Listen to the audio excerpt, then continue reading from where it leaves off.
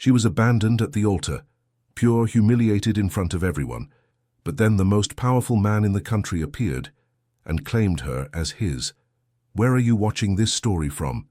Subscribe to the channel and leave a like, because what happens next will surprise you. The French lace wedding dress had cost 3 months of savings, but now it was soaked with tears as Emily stood alone at the altar of St. Michael's Church, surrounded by 300 guests whispering in shock.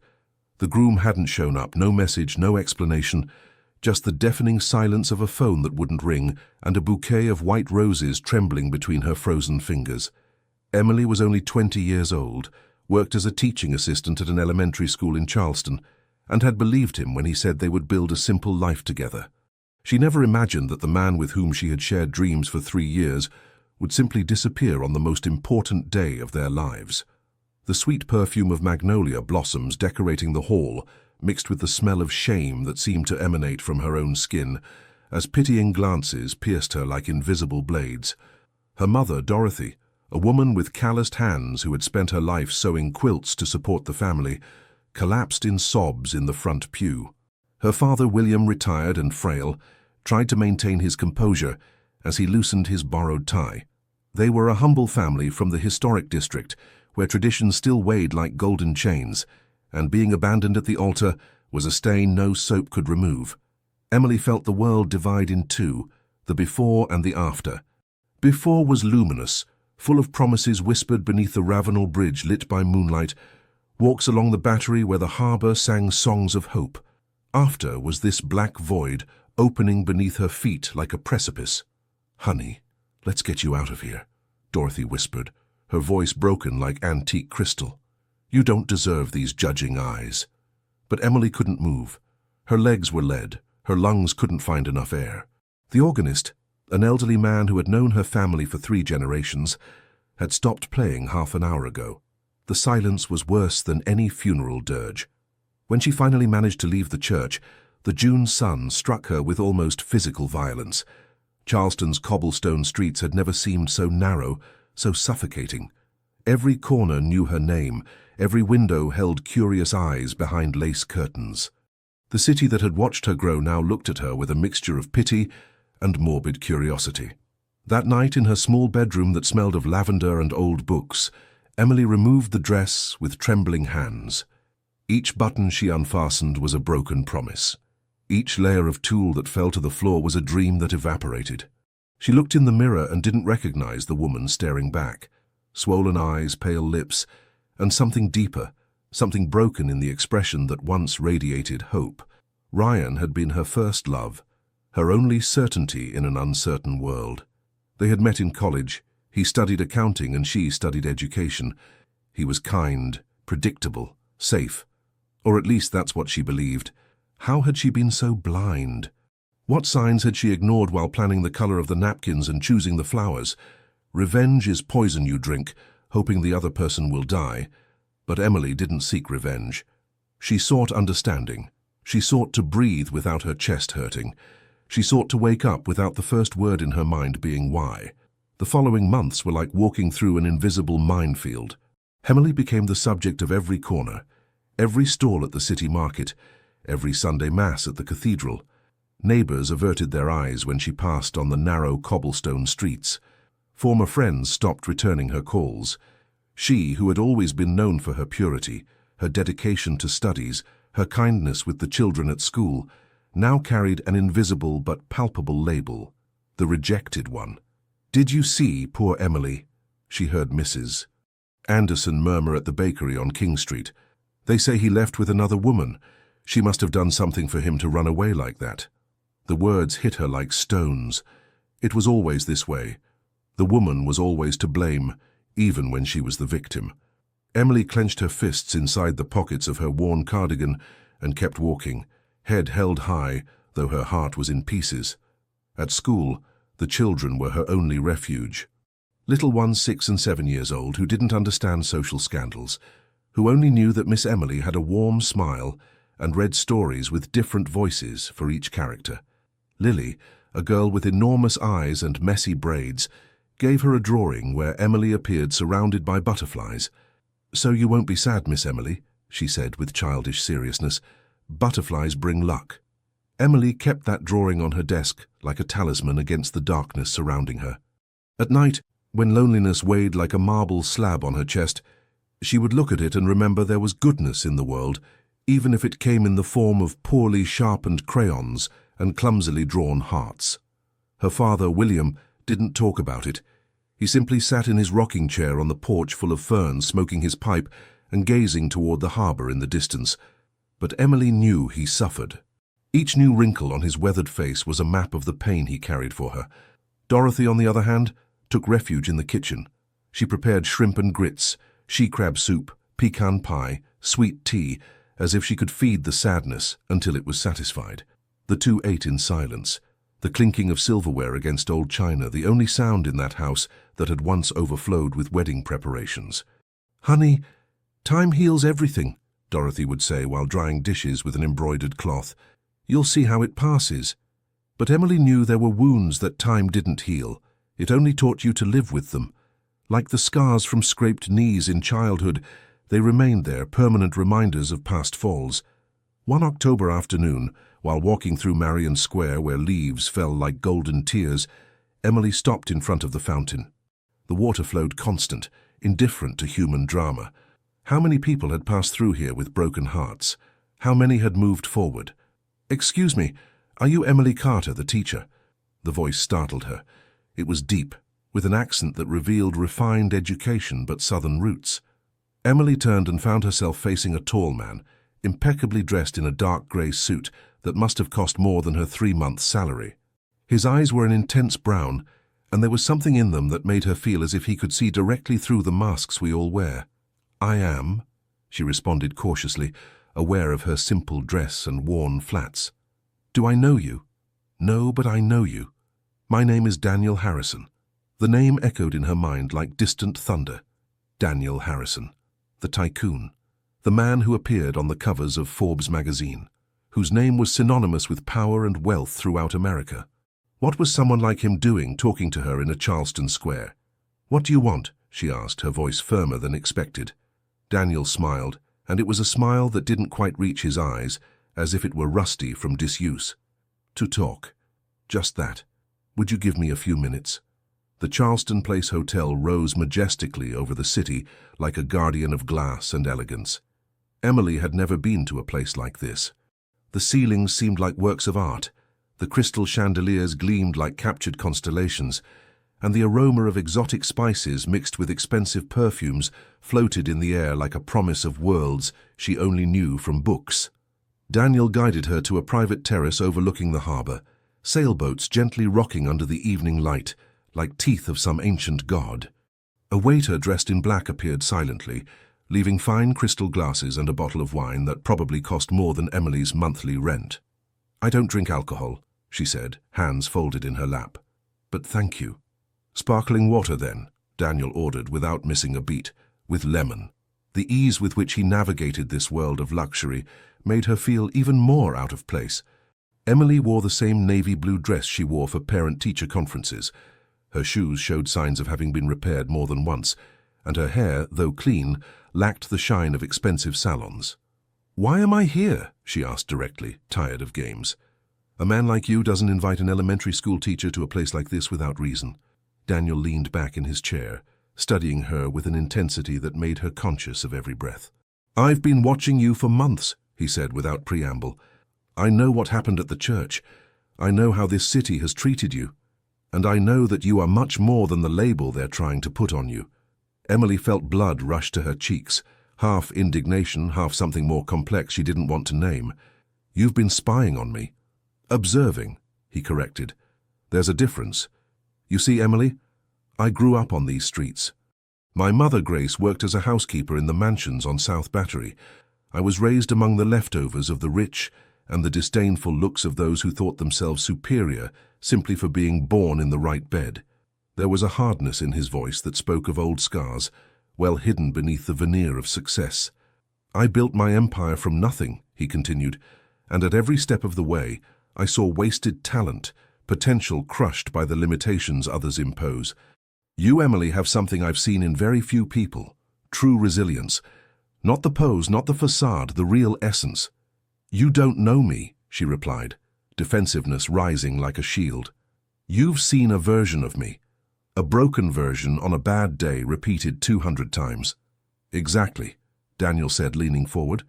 And on those 200 bad days, you kept going to that school, kept teaching those children, kept holding your head high, even as the world pushed you down. That's not weakness, that's strength in its purest form. The waiter brought a tray with delicate appetizers. Olives, prosciutto, aged cheese. Emily tried an olive, its salty flavor anchoring her to the reality of this surreal moment. "What do you want from me?" she finally asked. Daniel pulled a leather folder from his briefcase. He slid it across the glass table until it was in front of her. Emily opened it with trembling fingers. Inside were documents, charts, projections. Everything related to education, with innovative programs, with budgets that made her catch her breath. "I run a foundation," he explained, "focused on transforming education in marginalized communities across America. I need someone who truly understands what it means to teach from the heart, someone who sees students as people, not as numbers. I need an educational director." "You're offering me a job?" "I'm offering you a purpose," he corrected. "A salary 10 times your current one. Travel between New York, Chicago, San Francisco. Unlimited resources to implement your ideas. And something more important, a voice. A platform from which your story isn't one of shame, but of transformation." The world seemed to tilt on its axis. Emily looked out the window toward Charleston, her city, her prison, her home. The lights were beginning to come on like fireflies in the growing twilight. Could she really leave everything behind? "Why me?" she whispered. "Really, why?" Daniel was silent for a long moment, his fingers drumming softly on the table. "Because when I saw my mother cry in the kitchen after doctors explained her diagnosis in terms she couldn't understand, I knew that education wasn't a luxury. It was dignity, it was power. And you, Emily, understand that in a way no ivory tower academic ever could." Emily didn't sleep that night. She lay awake in her small room, staring at the cracked ceiling where shadows danced with light from the street lamps. The folder was open on her desk, its pages filled with possibilities that seemed to belong to someone else's life. Her mother knocked softly on the door at dawn. "Are you okay, honey?" Emily didn't know how to answer that. She hadn't been okay for 6 months. But this offer, this impossible opportunity, was like a crack of light in a wall of darkness that seemed eternal. "Mum, did you ever wish to be someone else?" she asked, her voice hoarse from sleepless hours. Dorothy entered, her worn robe smelling of fresh coffee and the lavender soap she'd used forever. She sat on the edge of the bed, her calloused hands taking Emily's. "Every day of my youth," she confessed. "I wanted to be a dancer, did you know? Ballet.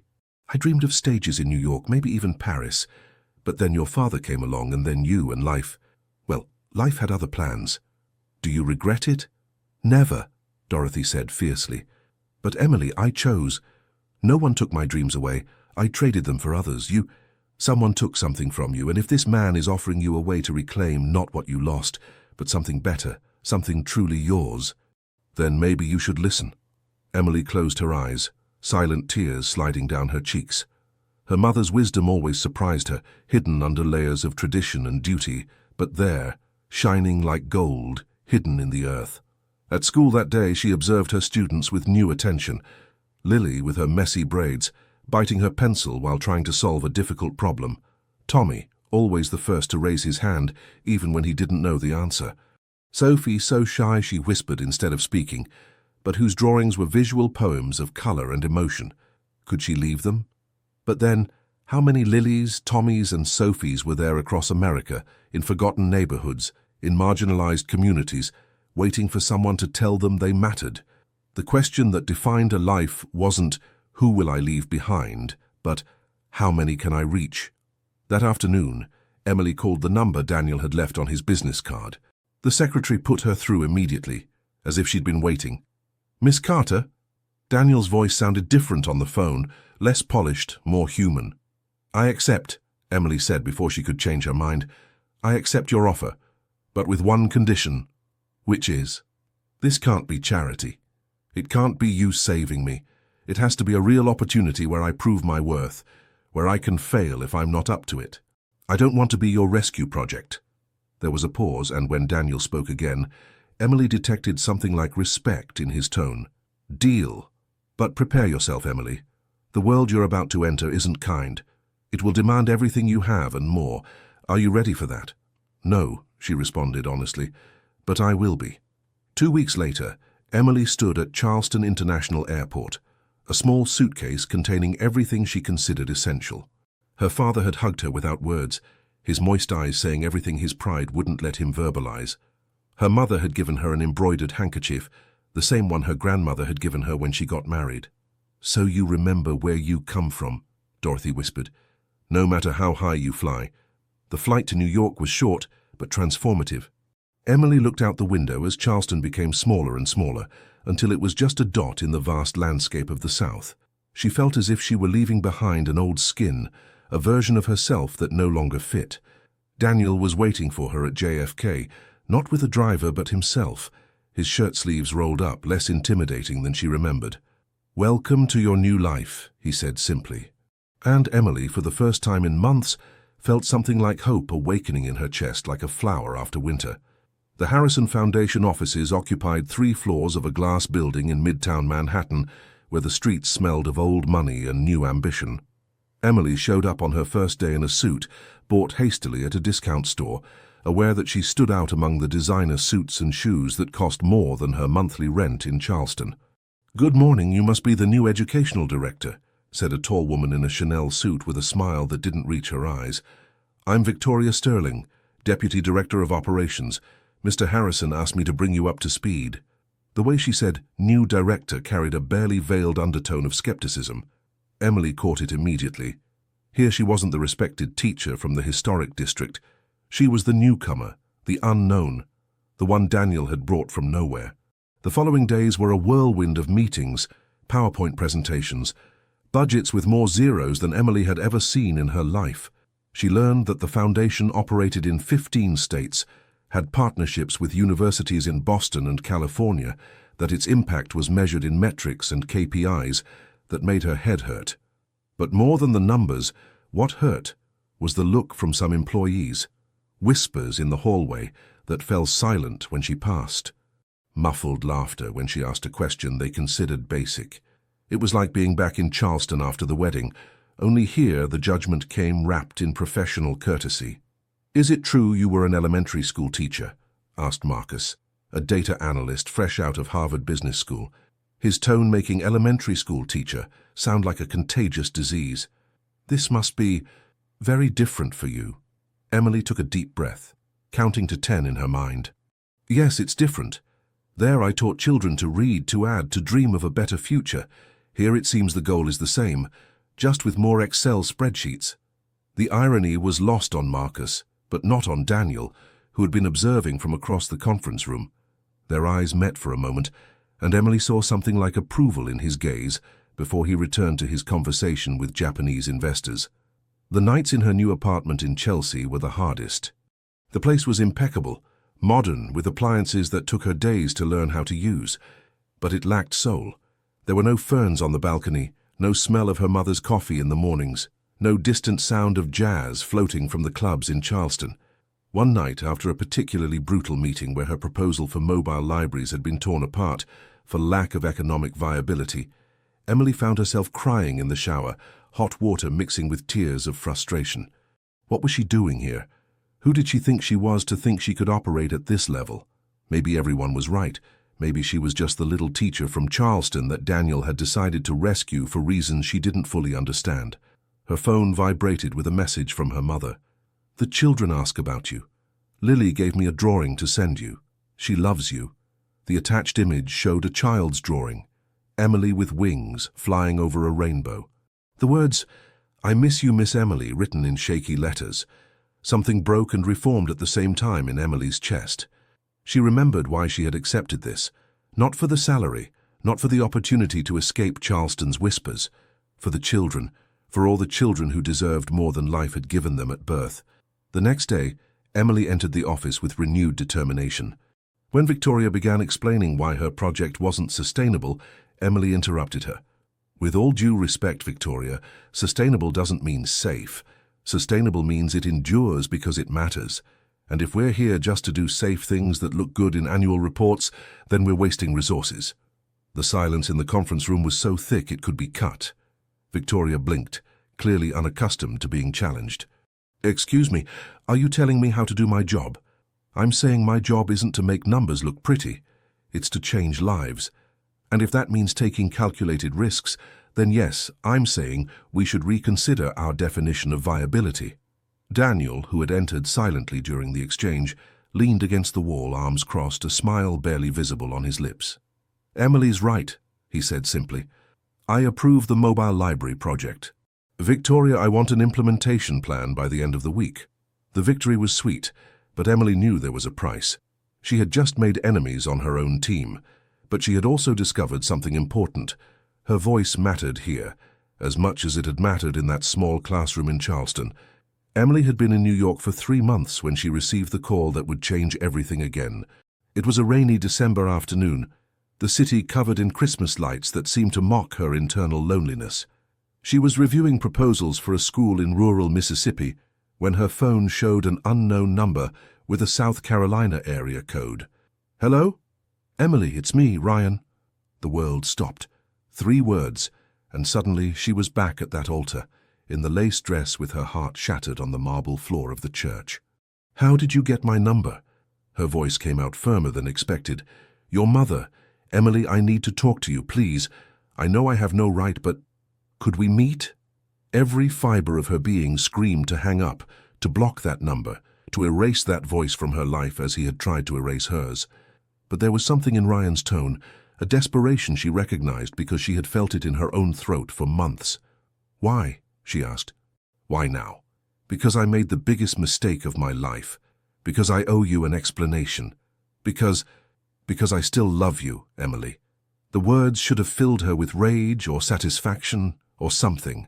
Instead, she felt a deep exhaustion, as if every emotion had been squeezed until nothing remained but the echo of what she once felt. I'm in New York, she said finally. I'm not coming back to Charleston.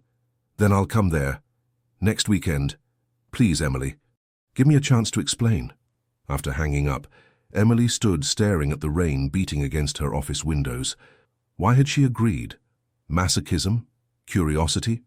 Or maybe a part of her, the part that still believed in the happy endings of the stories she read to her students, needed closure. Daniel found her like that, lost in thought, when he arrived with coffee and bagels from a famous deli near Times Square. You look like you've seen a ghost, he commented, placing the bag on her desk. Something like that, Emily admitted. My ex, the one who left me at the altar, he called. He wants to see me. Daniel's expression changed subtly, like clouds covering the sun. He set his own coffee cup down harder than necessary. And are you going to see him? I don't know, maybe. To get answers. Answers don't always bring peace, Emily. Sometimes they just bring more questions. There was something in his voice, a personal experience he wasn't sharing. Emily studied him, really looked at him for the first time in weeks. Daniel was always there, present but distant, generous but guarded. What secrets did he hide behind those eyes that saw too much? Did you? She started to ask, but he raised a hand. I have no right to have an opinion about your personal life, Emily. Just be careful. Men who abandon don't usually change. They just find new reasons to justify the same cowardice. Those words echoed in her mind for days. When Ryan arrived that Saturday, Emily waited for him at a neutral cafe in the village, far from the foundation, far from her apartment. Neutral territory for a conversation that promised to be anything but neutral. He arrived with cheap roses from a bodega and puppy dog apologetic eyes.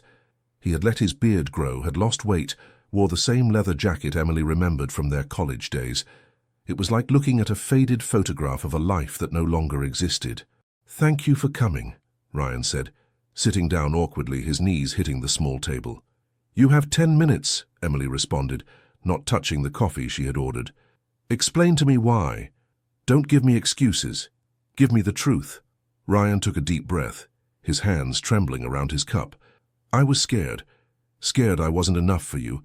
Scared of commitment. Scared of everything.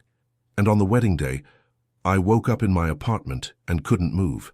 It was like my body refused to cooperate. Fear, Emily repeated, her voice dangerously calm. You humiliated me in front of 300 people, destroyed my family's reputation, ruined my life. Because of fear. I know, he whispered. I know, and there's no excuse enough. I've lived these months in hell, Emily. I quit my job, can't sleep, can't think about anything but what I did to you. Good, Emily said, and the word came out like a sharp blade. I'm glad you suffer. I'm glad you can't sleep, because I couldn't either. For months, Ryan, months wondering what I'd done wrong, what part of me was so repulsive that you preferred the shame of running to the idea of marrying me. Nothing. You did nothing wrong. The problem is me, it's always been me. That doesn't comfort me. Broken people don't have the right to break others just because they can't fix themselves. Silence. A heavy silence, loaded with years of what could have been and never would be. Why are you really here, Ryan? Emily finally asked. You didn't travel from Charleston to apologize. You could have done that over the phone. He looked up, and there was real desperation in his eyes. Because I want another chance. Because I've changed. Because I love you, Emily, and I know we could— No, she interrupted, the word coming out clear and definitive as a bell. There is no we could. That version of us died at that altar. You killed it. Emily, please. No, she repeated, standing up. Thank you for the explanation, Ryan. I hope you find peace. But you won't find it with me. Not anymore. She left the cafe without looking back, leaving the cheap roses wilting on the table like a funeral for a love that would never exist again. The mobile library project became the heart of Emily's work. During the following months, she traveled through forgotten communities in Mississippi, Alabama, regions where children walked miles to reach schools with minimal resources. Each visit was a wound and a healing simultaneously. In a rural town in Alabama called Millerville, she met a girl named Elena, who reminded her so much of Lily that she had to hold back tears. Elena was 9 years old and had never owned her own book. When Emily handed her her first copy, an illustrated edition of The Little Prince, the girl hugged it to her chest as if it were the most precious treasure in the world. Is it really mine? Eleanor asked, her huge eyes filled with disbelief. It's really yours, Emily confirmed, her voice breaking slightly. And when you finish it, there are many more waiting for you.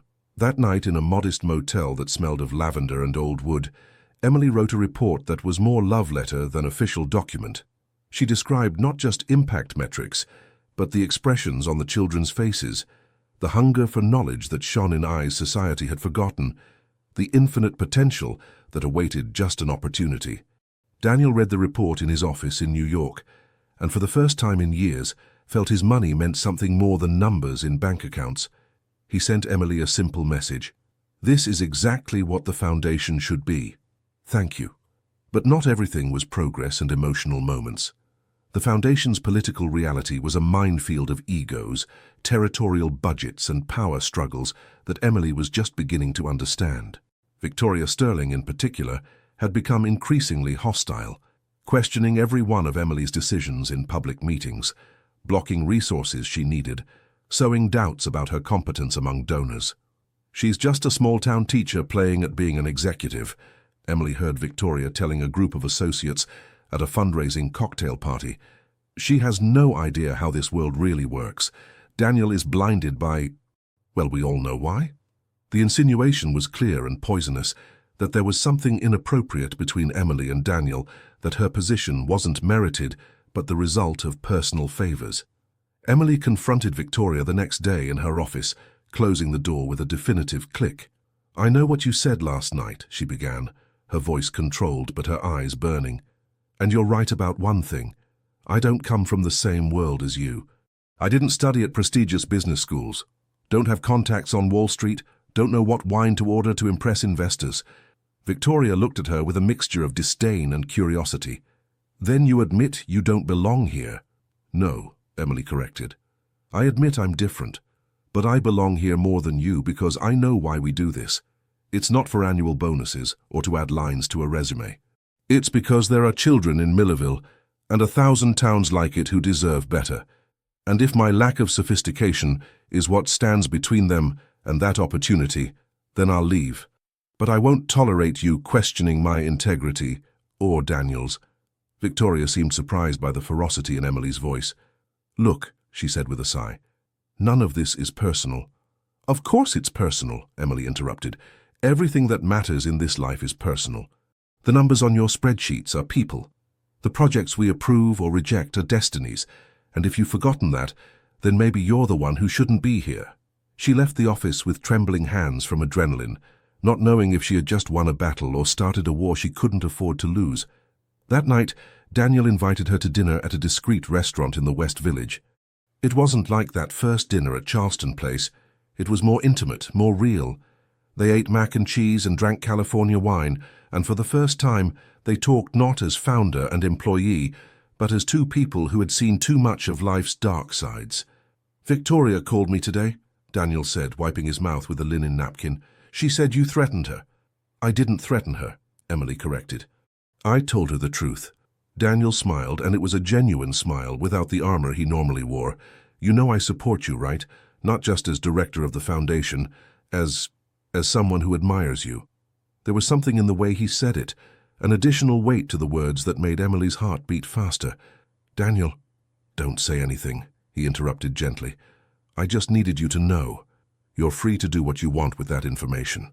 But after months of watching you fight for every child, for every project, for every inch of ground in a world that doesn't make it easy for you, I needed you to know you're not alone." Emily felt tears stinging her eyes, and she let them fall without shame. "I don't know what to do with this," she admitted. "With you, with all of this." "You don't have to do anything," he responded. "Just don't give up. Not on the work, not on yourself. The rest will find its way." But the universe had other plans. 2 weeks later, a scandal exploded in the press. Leaked documents suggested Daniel had brought Emily from Charleston under questionable motives, that he had rescued a vulnerable woman for his own benefit. The implications were dirty and destructive. The foundation went into crisis. Donors withdrew funds. The board of directors demanded explanations. And Emily found herself once again at the center of a media storm, this time not as the abandoned bride, but as the alleged mistress of a tycoon who had used his power inappropriately. None of it was true, but truth mattered little when lies were juicier. The newspapers were merciless. The New York Times published an article with the headline, "Philanthropy or Romance?" The Harrison Scandal. The Wall Street Journal called her the teacher who climbed using more than her credentials. Morning television shows debated her relationship with Daniel as if they were dissecting a third-rate soap opera. Emily stopped reading the news after the third day, but couldn't avoid the whispers in the office, the sidelong glances on the subway, the way restaurants fell silent when she entered. It was Charleston multiplied by 1,000, a public humiliation on a national scale. The foundation's board of directors called an emergency meeting. Emily was summoned to testify, to defend her position, to explain how a simple elementary school teacher had risen so high so fast. Every question was loaded with insinuations. Every answer she gave was twisted to fit the narrative they had already decided. "Miss Carter," said Dr. Arthur Lawson, a 70-year-old man with inherited fortune and airs of superiority, "do you deny that Mr. Harrison showed personal interest in your case before hiring you?" "He showed interest in my capacity as an educator," Emily responded, her hands folded on the mahogany table. "In my commitment to marginalized students. That's all. And the fact that he invited you to private dinners, provided you with an apartment in Chelsea, gave you access to social events where normally I wouldn't belong," Emily completed, her patience running out. "That's what you're insinuating, isn't it? That a woman like me doesn't deserve to be in spaces like these unless she negotiated somehow." The silence in the room was tense as a rope about to snap. "Miss Carter, no one is insinuating." "Yes, you are," Emily interrupted, standing up. "All of you are. And you know what? You're right about one thing. I don't belong here. Not in a room full of people who measure human worth in contacts, inheritances, and zip codes. But I belong in those classrooms in Millerville, in those forgotten communities, with those children you can't even locate on a map." "Are you resigning?" "Doctor," Lawson asked, with a tone suggesting it would be best for everyone. Emily looked around the table. Stone faces, cold eyes, people who had never known the uncertainty of not knowing if there would be food on the table or if they could pay rent. and she realized something. She didn't need their approval. "No," she said finally. "I'm not resigning.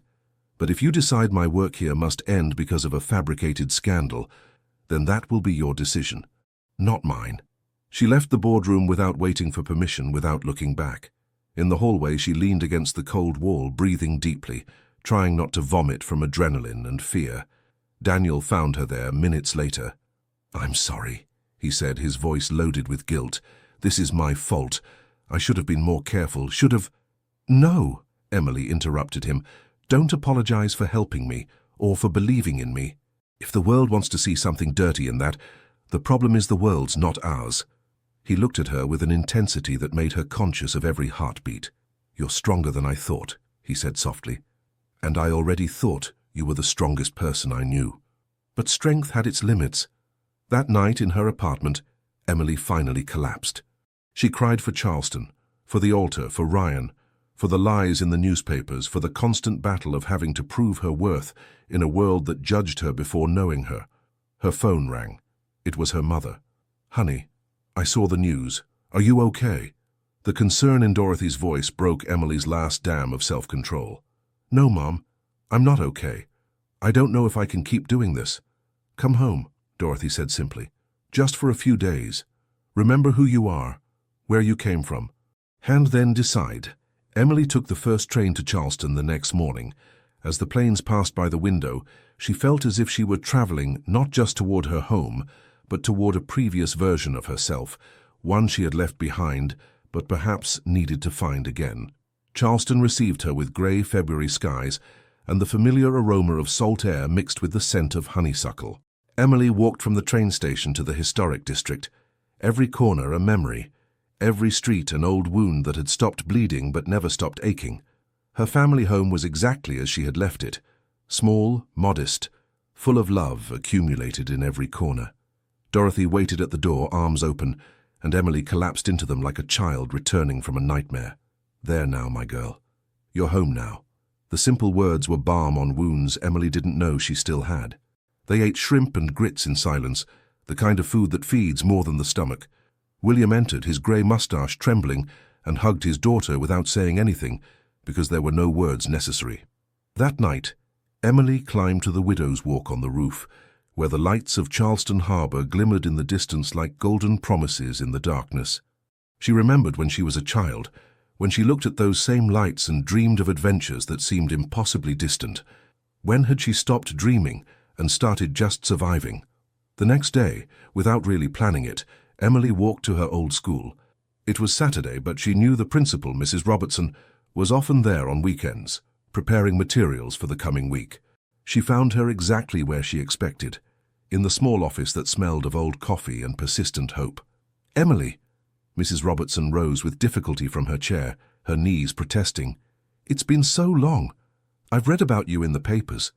Emily braced herself for judgment, for disappointment, for invasive questions, but Mrs. Robertson simply hugged her. "Don't believe a word those vultures say," she whispered. "I taught you, girl. I know what you're made of." The tears Emily had been holding since New York finally released. She cried in the arms of this woman who had watched her grow, who had taught her that teaching wasn't just transmitting knowledge, but igniting sparks in young souls. "I don't know if I can go back," Emily admitted when she could finally speak.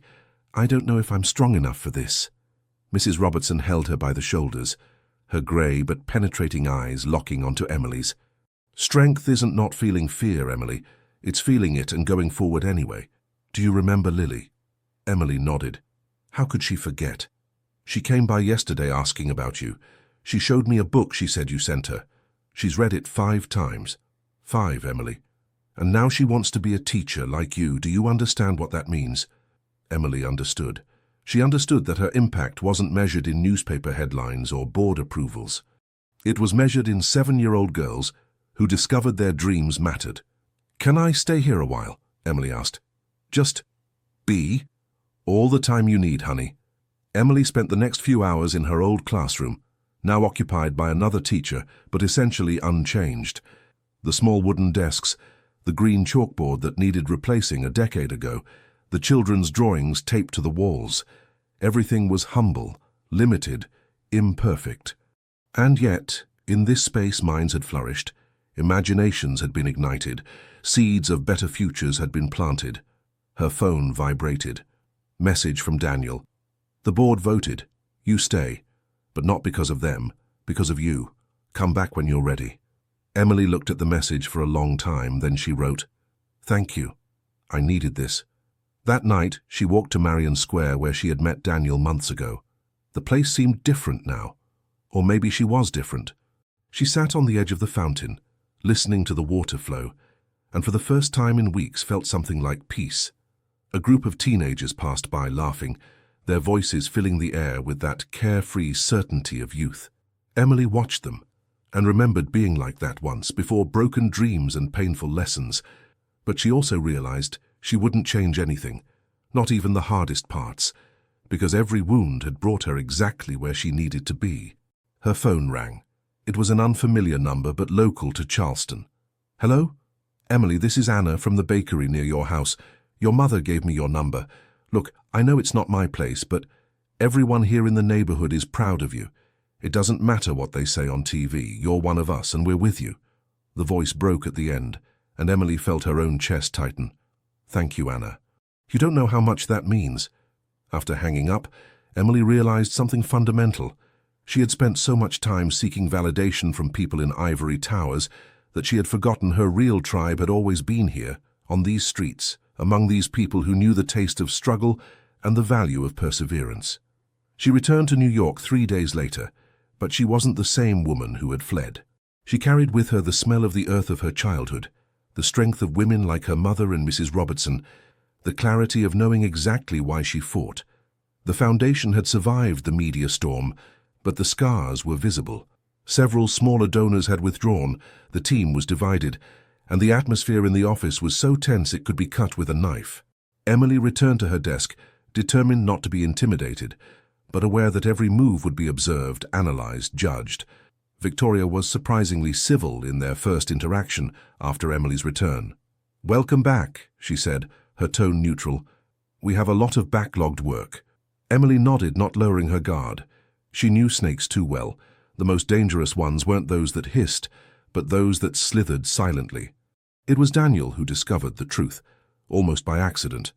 He was reviewing archived emails for another matter when he found a chain of messages between Victoria and a journalist from the New York Times, the same one who had published the most damaging article about Emily.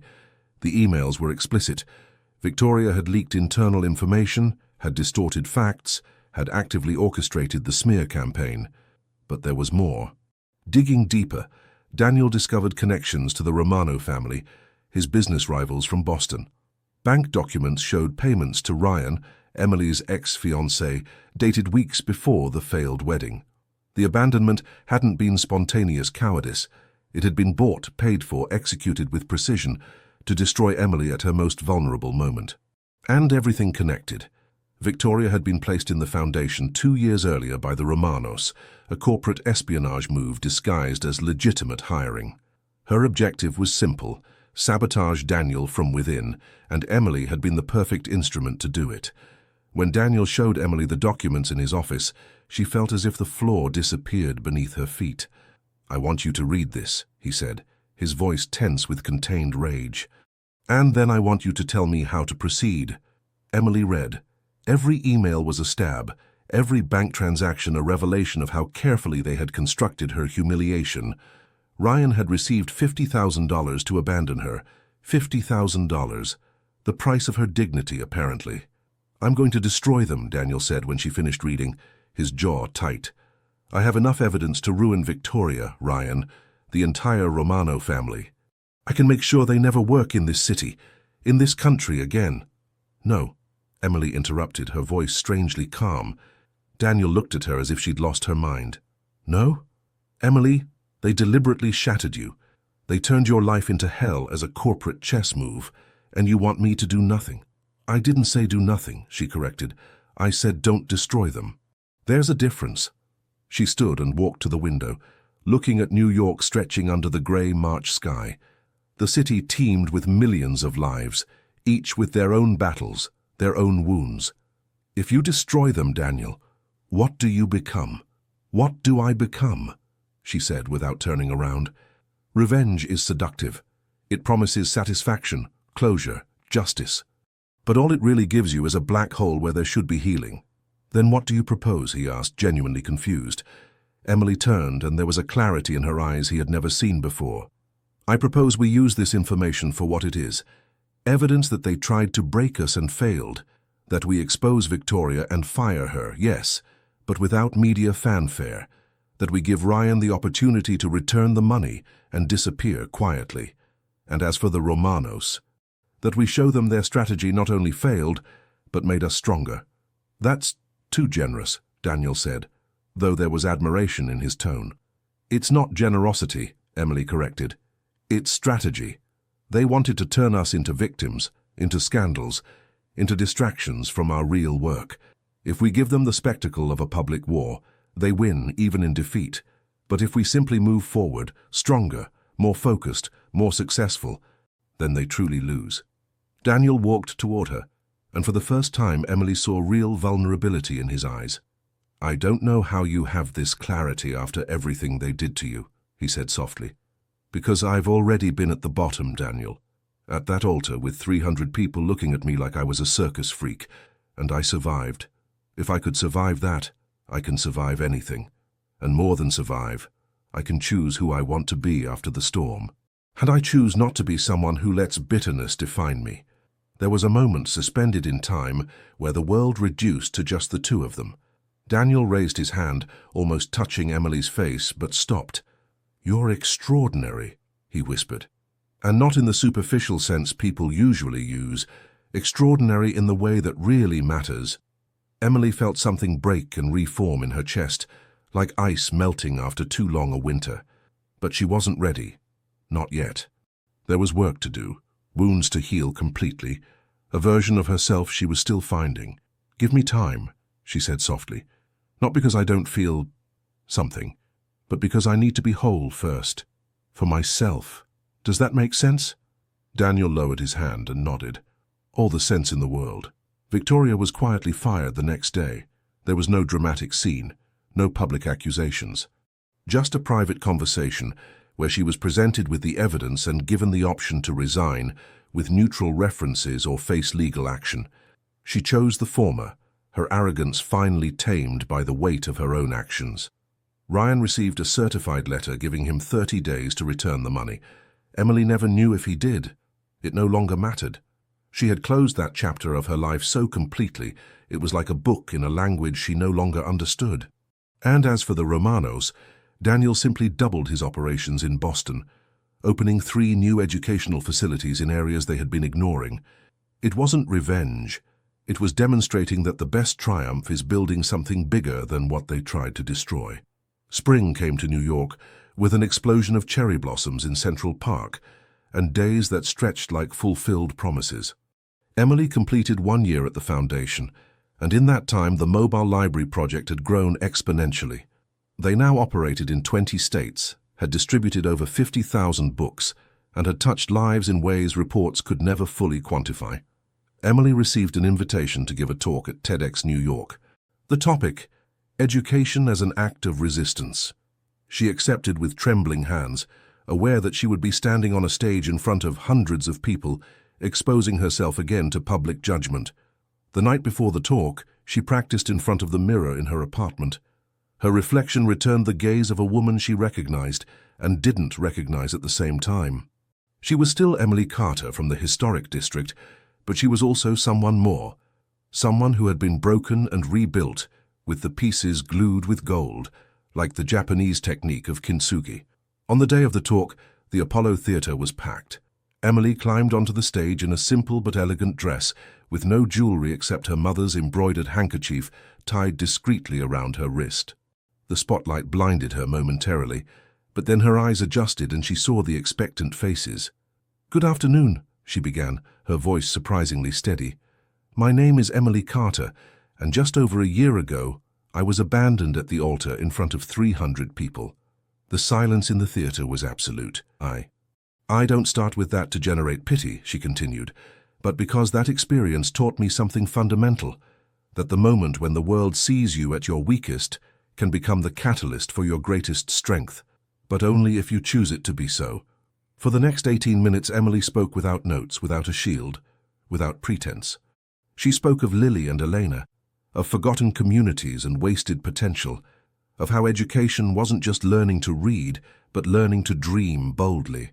She spoke of her own falls and rises, of the temptation of bitterness and the conscious choice of hope.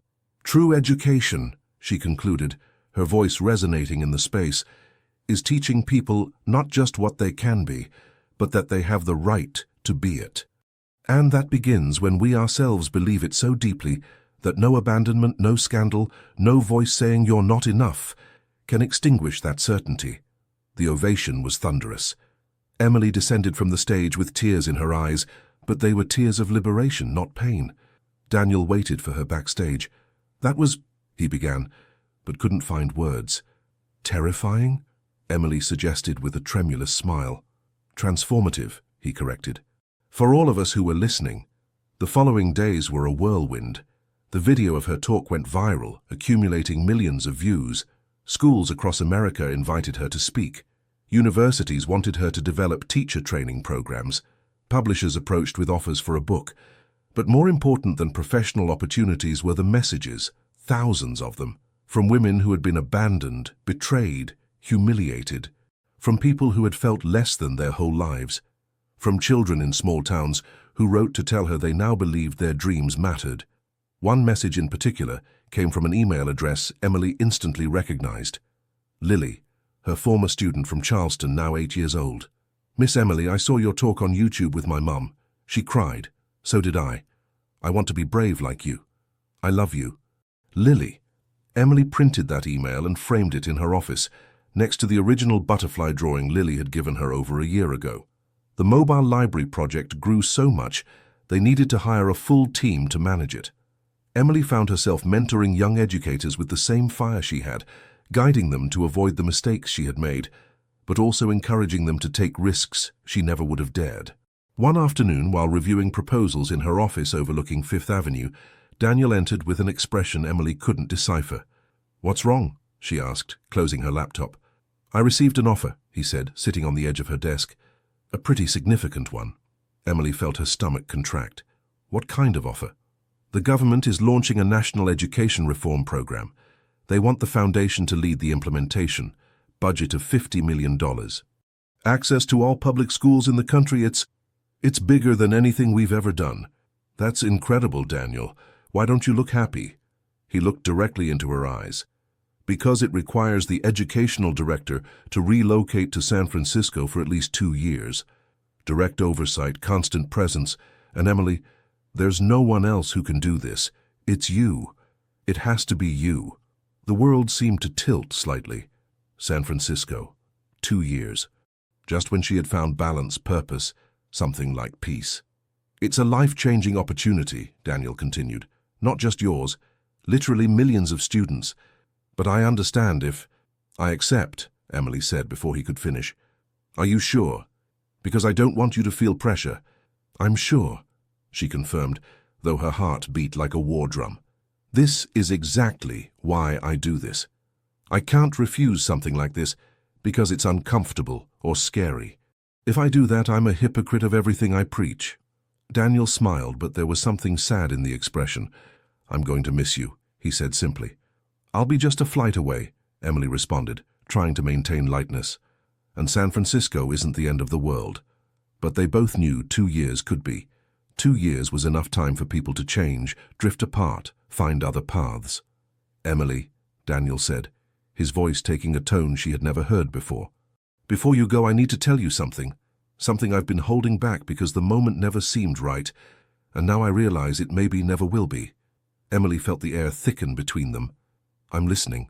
When I first saw you in that square in Charleston, it wasn't accidental. I had been looking for you. I'd read about what happened at the wedding, and something in that story broke me. Because I saw in you, my mother, all the people the world has unjustly judged. But then I got to know you, and you stopped being a symbol and became you. And Emily, at some point during these months, I fell in love with you. Not with your story, not with your potential. With you. With the way you bite your lip when you're thinking.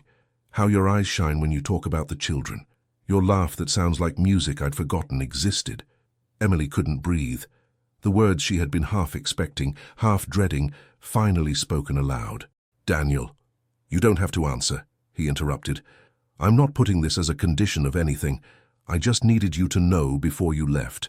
Because life is too short, and opportunities are too scarce, and I would regret it for the rest of my life if I never told you that you're the reason I believe real love exists outside of movies." Tears fell down Emily's cheeks, but this time they weren't from pain. "I know," she whispered. "I've always known, I think. And I'm so scared of this because every time I've trusted someone, they've destroyed me. But Daniel, you're different, and I'm different now.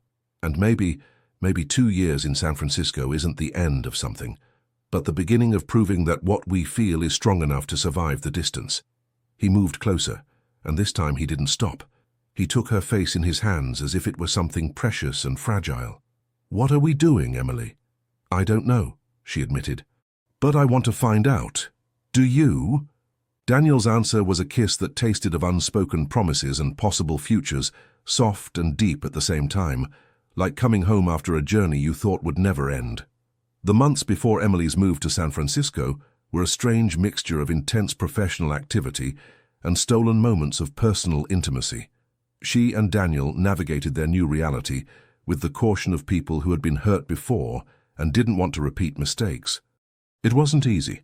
Emily struggled with the vulnerability required to open herself completely to someone after being so publicly abandoned. Daniel, for his part, had his own demons. An ex-wife who had left him for a business partner, years of building emotional walls he now had to dismantle brick by brick. But they tried. Quiet dinners at small restaurants where no one recognized them, walks through Central Park where they talked about everything and nothing, nights where they simply sat in silence, reading in Daniel's apartment, Emily's feet in his lap, his hand absently caressing her ankle. "Do you ever regret it?" Emily asked one night, staring at the ceiling as they lay in bed after making love for the first time, an experience that had been tender and awkward and perfect in its imperfection. "Regret what?" Daniel murmured, his breath warm against her neck. "All of this. Bringing me to New York. Complicating your life with me." Daniel propped himself up on an elbow, looking at her with an intensity that made her feel completely seen. "Emily, you didn't complicate my life. You gave it meaning. Before you, I was just a wealthy man building more projects to fill a void I didn't know how to heal. Now I have a reason that goes beyond numbers." "Pretty words," she teased, though her voice trembled. "True words," he corrected, kissing her forehead. "The truest I've said in years." But the reality of San Francisco approached like an inevitable storm. Emily flew there 3 times for preparations, each visit showing her the magnitude of the challenge she had accepted. The government program wasn't just big. It was massive, complex, full of bureaucracy and politics that would make the Foundation's challenges seem like child's play. Her new team in San Francisco received her with professional skepticism. She was young. She was a woman. She came recommended by Daniel Harrison, which meant either she was brilliant or she had slept her way to the top, depending on who you asked. Emily felt the weight of those assumptions in every meeting, every presentation, every decision she made. "You can't win them all," Daniel told her during one of their nightly calls. "Just focus on doing the work so well that opinions become irrelevant." "Easy to say when you're a man," Emily responded, sharper than she intended. There was silence on the line. "You're right," Daniel said finally. "I'm sorry. I can't fully understand what you face because I've never had to prove everything twice simply because of my gender." The honesty of the admission disarmed her. "I'm sorry," Emily sighed. "It's just that I'm tired. Tired of fighting. Tired of proving. Tired of being strong all the damn time. Then don't be, not with me. Fall apart if you need to. I'll hold the pieces." And Emily cried, letting tears flow down her face as her phone rested against her cheek, Daniel's voice an anchor in the storm of her exhaustion. The night before her permanent move to San Francisco, her parents came from Charleston to say goodbye. Dorothy prepared a feast: fried chicken, collard greens, cornbread, peach cobbler. The small table in Emily's apartment was crowded with food, love expressed in the only language Dorothy truly mastered. "I'm so proud of you, honey," William said, his voice hoarse with emotion. "Your mother and I, We never imagined our girl would go so far. I haven't gone anywhere, Dad, Emily responded, taking his calloused hand. I'm just walking. You taught me to put one foot in front of the other, even when the path was hard. Dorothy sobbed quietly in the kitchen, pretending she was just washing dishes. Emily went to her, hugging her from behind. Don't cry, Mom. They're happy tears, Dorothy insisted, though they both knew it was more complex than that. It's just that my baby is growing so much that sometimes I forget when she stopped needing me. I'll always need you, Emily whispered. No matter what happens, always. Daniel arrived later that night after her parents had left. He brought an expensive bottle of wine they probably wouldn't open, and an expression Emily couldn't fully decipher. I have something for you, he said, pulling a small box from his pocket. Emily's heart raced. A ring? So soon? She wasn't ready, not after... Relax, Daniel said with a soft smile, reading her panic. It's not what you think. Inside the box was a key, simple silver on a thin chain. It's the key to my apartment here in New York, he explained, for when you come back, so you know you always have a place waiting for you, that you're not alone in this. Emily took the chain, the key cold against her palm. Daniel, and this, he continued, pulling out an envelope. Plane tickets, one every 2 weeks for the next 6 months. Already paid, flexible. I go there or you come here, but we see each other, regularly. Because 2 years can feel like an eternity or a breath depending on how we live them. Emily didn't know whether to laugh or cry, so she did both. Why are you like this? She asked, her voice muffled. Like what? So perfect, so patient, so completely the opposite of what I thought I deserved. Daniel pulled her into his arms, his chin resting on top of her head. I'm not perfect, Emily. I have flaws you'll discover and probably irritate you. I'm stubborn, sometimes too focused on work, don't know how to express emotions without a rehearsed speech. But what I am is someone who chooses every day to choose you, and I'll keep choosing you, even when it's hard, especially when it's hard. They spent that night intertwined on the couch, watching New York's lights flicker in the distance, savoring the last moments before distance became their new reality. Are you scared? Daniel asked at some point in the early morning. Terrified, Emily admitted. Are you? Also. But fear means it's important. And you, Emily Carter, are the most important thing that's happened to me in years. San Francisco welcomed her with fog rolling off the bay and the biggest challenge of her career. The government program was a monster of epic proportions. Reform the curriculum of 500 schools, train thousands of teachers, implement educational technology in communities that barely had connectivity, all while navigating California politics and tensions that made the foundation's dispute seem like child's play. Emily settled into a small apartment in the Mission District, with balconies full of plants she never had time to water and walls that echoed with her loneliness. She worked 16 hours a day, often forgetting to eat, surviving on coffee and the adrenaline of knowing the work mattered. On alternating weekends, Daniel arrived with his weekend bag and tired smile, or she flew to New York, and for 48 precious hours, the world reduced to just the two of them. They cooked together, explored hidden corners of San Francisco, made love with the desperation of people who knew time was limited. I miss you every day, Daniel confessed one night as they walked along Ocean Beach, the Pacific black and gleaming under the moon. Not just in the obvious ways. I miss your laugh in the office hallway. I miss stealing your coffee because you always make it better than mine. I miss looking up and just knowing you're there. Me too, Emily said, intertwining her fingers with his. Sometimes I wake up and for a second I forget you're 3,000 miles away, and remembering physically hurts. Is it worth it? He asked. This sacrifice, this distance. Is it worth what you're accomplishing here? Emily stopped, looking out at the ocean where waves crashed against the sand with eternal persistence. Yes, she answered finally. Because yesterday at a school in Oakland, a 9-year-old Vietnamese girl who barely spoke English read a complete paragraph for the first time. And her eyes, Daniel, they shone like she'd discovered magic. And I thought, this is why I'm here. For that shine. For all those shines no one else bothers to see. Then it's worth it, Daniel said simply. Everything that makes you shine like that is worth every mile between us. But the distance took its toll. Fights over the phone because tone was misinterpreted without facial expressions. Frustrations because schedules didn't sync, and days passed without a real conversation. The doubt that crept in on lonely nights. Was she still enough for him? Was he finding comfort in someone closer, more available? Emily never asked, but Daniel sensed it anyway. "Look at me," he said, during a particularly difficult video call. "Emily, look into my eyes. There's no one else. I don't want there to be anyone else. It's you. Only you. Do you believe me?" And she wanted to believe, forced herself to believe, because the alternative was living in constant paranoia that poisoned what they had. 6 months after arriving in San Francisco, Emily received news that changed everything. The program was working better than projected. Evaluation results showed significant improvements. The Secretary of Education was so impressed she wanted to expand the model nationally. But expansion meant more time. 2 years would become 4, maybe 5. And the question Emily had been avoiding finally demanded an answer. What was she willing to sacrifice for her career?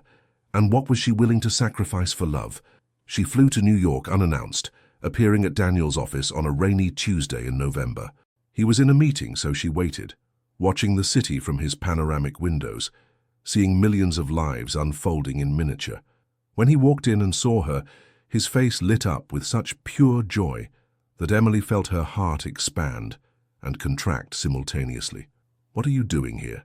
he asked, kissing her as if it had been years instead of 2 weeks. "Not that I'm complaining. I need to talk to you. About the future. About us." The joy in his eyes was replaced by caution. "So that sounds serious." "It is," Emily confirmed, sitting on the leather couch in his office. "They offered me an extension of the program, 4 more years in San Francisco. It's an incredible opportunity, Daniel. The chance to implement changes that will affect millions of students across the country." "But," he said, because there was always a but. "But I don't know if we can survive 4 more years of this. I don't know if I can survive 4 more years of feeling like I'm constantly choosing between my purpose and my heart." Daniel was silent for a long moment, processing. Then he did something Emily didn't expect. He smiled. "What if you didn't have to choose?" "What do you mean?" "The foundation has an office in San Francisco that needs expansion. I've been considering relocating there anyway, overseeing operations directly. What if I was the one who moved?" Emily blinked, processing. "You'd leave New York? Your main base of operations for me?" "For us," he corrected. "Emily, I built an empire from scratch. I can run it from anywhere. But there's only one you, and only one chance to do this right. And if that means I pack my things and learn to surf, then that's exactly what I'll do." "Daniel, I can't ask you to do that." "You're not asking. I'm offering. Because real love isn't just saying I support you. It's reorganizing your life to prove it." Emily felt tears burning in her eyes. "Are you absolutely sure?" Daniel knelt in front of her, taking her hands. "I've been sure of 3 things in my life. That I could build something important, that my mother deserved a better ending than she got, and that you, Emily Carter, are the person I want to build the rest of my life with. So yes, I'm completely, absolutely, irrevocably sure." And then he did what Emily had feared and desired for months. He pulled out a small velvet box. "I'm not asking you to marry me today," he said quickly. "I know marriage is complicated for you after everything, but I'm asking you to consider a future where we're both in San Francisco, building something together. And someday, when you're ready, if you're ever ready, this ring will be waiting." He opened the box. Inside was a simple but elegant ring, a gold band with a single diamond that caught the light and refracted it into tiny rainbows. "You don't have to answer now," Daniel continued. "Just consider it." Emily looked at the ring, then at Daniel, then back at the ring. And for the first time since the day of that failed wedding, the idea of marriage didn't bring her panic, but possibility. "Ask me again in a year," she said finally. "Not because I don't love you, but because I want to be completely certain that when I say yes, it's not because I'm running from an old wound, but because I'm running towards something new." Daniel closed the box and put it away. "A year, then. But Emily, whatever happens with the ring, I'm moving to San Francisco. That's not conditional. That's a choice I've already made." 3 months later, Daniel Harrison established his main office in San Francisco, in a modern building in Soma. Emily helped him unpack, hanging pictures and organizing books, laughing when he tried and failed to assemble furniture, feeling something like domestic happiness she thought she'd never have. 1 year later, almost to the day, Emily found herself in a place she never would have imagined. Back in Charleston, in the gardens of Middleton Place overlooking the Ashley River, surrounded by family, friends and flowers that perfumed the afternoon air with promises of new beginnings. But this time, she wasn't waiting for a groom who would never arrive. This time Daniel was there, impeccable in his suit but with eyes that only saw her, and in those eyes Emily saw reflected the entire journey they had traveled together. The ceremony was small, intimate, deliberately the opposite of that nightmare years ago. Only 50 people, the ones who truly mattered. Her parents, visibly emotional, crying tears of genuine joy. Mrs. Robertson, her old principal, seated in the front row with an embroidered handkerchief pressed against her lips. And Lily, now 10 years old, as flower girl, in a sky-blue dress and a smile that illuminated the entire garden. Emily had chosen a simple ivory silk dress, without the elaborate lace from before, without the ostentation that had proven so empty. Her beauty didn't need adornments. It shone from within, polished by years of fighting, falling and rising stronger each time. There was no priest, just a civil officiant who spoke about the nature of real commitment. Not perfect promises, but the daily choice to show up, to forgive, to grow together instead of apart. When the time came for vows, Emily spoke without notes, her voice clear across the garden where the sound of the river created a liquid symphony in the background. Daniel, when we met I was broken, convinced that my worth was measured by others' approval, that abandonment had permanently defined who I could be. You didn't save me from that, as many would assume. You weren't the prince rescuing the damsel in distress. You were the mirror that showed me I always had the strength to save myself. She paused, breathing deeply, aware that every eye was on her but feeling, for the first time in years, completely comfortable in that spotlight. You taught me that real love isn't finding someone who completes you, because that narrative assumes you were incomplete to begin with. Real love is finding someone who inspires you to complete yourself, and then choosing to walk together, not because you need to, but because you want to.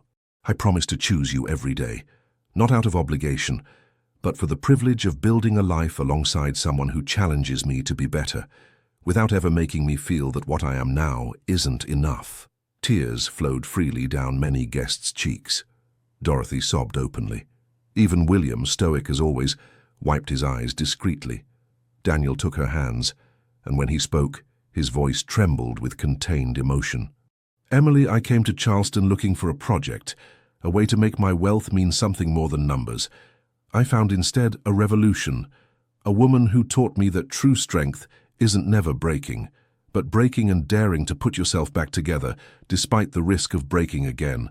You taught me that vulnerability isn't weakness, that asking for help isn't giving up, that crying doesn't make you less powerful, but more human.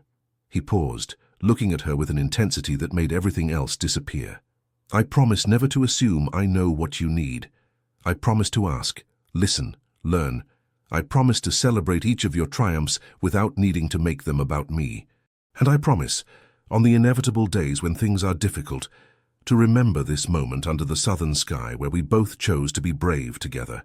They exchanged simple gold bands, no ostentatious diamonds, just polished metal symbolizing continuous cycles, without beginning or end. When the officiant declared them married, the kiss was soft but deep, a physical promise of all the verbal promises they had just made. The reception was in the gardens of Middleton Place, with tables under centuries-old live oaks and lights hanging like captured fireflies. The food was traditional low country, she-crab soup, shrimp and grits, hoppin' john, all prepared by women from the historic district who had known Emily since she was a child. There was no pretension, no menus in French or China that cost more than a monthly salary. Just food made with love, served by hands that understood feeding others was a sacred act. During dinner, Lily approached Emily timidly.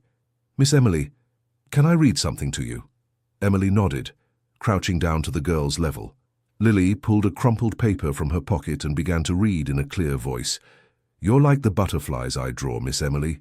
You started as a caterpillar, small and on the ground. Then came the dark days, like the cocoon, where no one could see you transforming.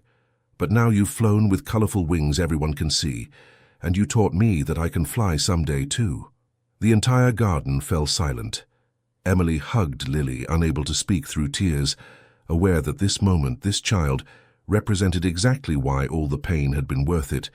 Later, as guests danced to jazz and blues under the stars, Emily and Daniel escaped briefly to a quiet corner of the garden, where they could see Charleston's lights spread like a blanket of tiny lights across the landscape. "What are you thinking about?" Daniel asked, his arm around her waist. "About how far I've come from that day at the altar," Emily answered. "About how that version of me couldn't imagine being here now. And about how I'm grateful for every difficult step of the journey, because it brought me exactly where I needed to be." "Any regrets?" he asked softly. Emily considered it honestly. "None. Not even Ryan. Because if he hadn't abandoned me, I never would have discovered who I could be when no one else defined my worth. I never would have met Elena in that town, or seen Lily's eyes shine when she understood that written words were doors to entire worlds. I never would have met you." Daniel kissed her temple, and in that simple gesture were years of accumulated understanding, of seeing someone completely and choosing them anyway, of building something stronger than initial passion because it was cemented in respect, admiration, and the willingness to do the hard work that real love requires. "You know what I learned," Emily said after a while. "That life isn't a straight line from beginning to happy ending. It's a bunch of beginnings, endings, and confusing middles. That day at the church was an ending, but it was also a beginning in disguise. And this day, this perfect moment, is also just a beginning. The end of the honeymoon, the start of the daily work of being a couple, the everyday battles of balancing careers and dreams and commitments." "Does it scare you?" Daniel asked. "Terrified," Emily admitted with a smile. "But I don't run from fear anymore. I embrace it, acknowledge it, and then do what I need to do anyway, because courage isn't the absence of fear, it's action despite it." They returned to the party where Dorothy was trying to teach some of Daniel's friends from San Francisco how to shag dance, completely lost but happily willing. William was telling anyone who would listen about his little Emily and all her accomplishments, gloriously exaggerating every achievement. The night stretched on in music and laughter, in hugs from people Emily had known her whole life, and those she had met on her new path. Two worlds, once separate, now coming together in celebration of a woman who had learned she could belong to both without betraying either. When it finally ended, when the last guest left and the lights were turned off one by one, Emily stood in the middle of the now empty garden, her dress gently billowing in the night breeze coming off the river. Daniel watched her from a distance, giving her this private moment, understanding that some farewells needed to be made in solitude. Emily closed her eyes, breathing in Charleston's air, so familiar and so loaded with memories. She remembered the girl she had been, dreaming under these same stars. The young woman devastated in a wedding dress, convinced her life had ended before it really began. The woman she had built from those ashes, learning that painful endings could be doors to miraculous beginnings. "Thank you," she whispered to the night air, to no one and everyone at once. "Thank you for breaking me. Thank you for every tear, every humiliation, every moment when I thought I couldn't bear one more day, because they taught me I could. They taught me I'm so much more than anyone, including me, ever imagined." She opened her eyes and there was Daniel, waiting, always waiting with that infinite patience that was one of his most precious gifts. "Ready?" he asked simply. Emily looked one last time at the garden, the city, the river that had formed the backdrop of her transformation. Then she took her husband's hand, the word still new and strange and wonderful in her mind. "Ready?" she confirmed. As they walked toward their future, Emily thought about butterflies, how they're born as caterpillars, how they must dissolve completely inside the cocoon before rebuilding themselves into something completely new, how the process of becoming who they're truly meant to be requires first undoing who they thought they should be. And she thought about Lily, about Elena, about the thousands of girls she would never meet, but whose lives she would touch through her work. Girls who would someday face their own battles, their own altars of broken hearts, their own moments of choosing between bitterness and growth. And she hoped, more than anything, that when their turn came to choose, they would remember that true strength doesn't come from never falling, but from rising every damn time, with grace, with determination, with the understanding that every scar is evidence, not of weakness, but of battles survived. Charleston's sky lightened with the first touches of dawn as Emily and Daniel left the gardens. A new day was beginning, full of uncertain possibilities and unguaranteed promises. But that was the nature of real life, Emily discovered. No guarantees, only choices. And she would choose every day to be brave, choose to love, choose to grow, choose to fly, because in the end, that's what it meant to be truly free. Not the absence of fear or pain, but the willingness to face them and transform through them, like caterpillars becoming butterflies, carrying the colors of their struggles as iridescent wings. And somewhere in Charleston, in a small house in the historic district, a child's drawing of a teacher with butterfly wings still hung on the wall, a silent reminder that the best transformations begin with believing that flight is possible, even when you're surrounded by darkness, especially then. Where there's courage to begin again, there will always be butterflies waiting to dance.